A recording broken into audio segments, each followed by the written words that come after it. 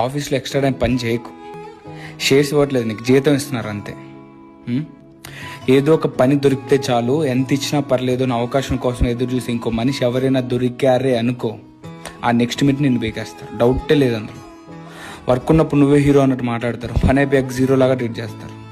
కంపెనీకి hard time వచ్చినప్పుడు మనందరం ఫ్యామిలీ అంటారు, తక్కువ శాలరీకి అడ్జస్ట్ అవ్వమంటారు, ఎక్కువ టైం పని చేయమంటారు.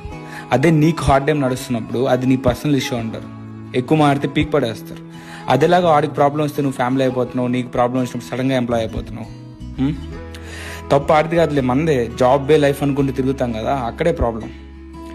నీలా పిచ్చోళ్ళ పనిచేసే ప్రతి ఒక్కరిని ఏదో ఒక రోజు పీక్ రోడ్డు మీద పడేస్తారు వాళ్ళు. ఫ్యామిలీ ఆ బొక్క. పండగ రోజు ఒక స్వీట్ బాక్స్ నీ మొహాన్ పడేసి మనందరం ఫ్యామిలీ అంటే ఎట్లా నమ్ముతున్నారు అసలు మీరు?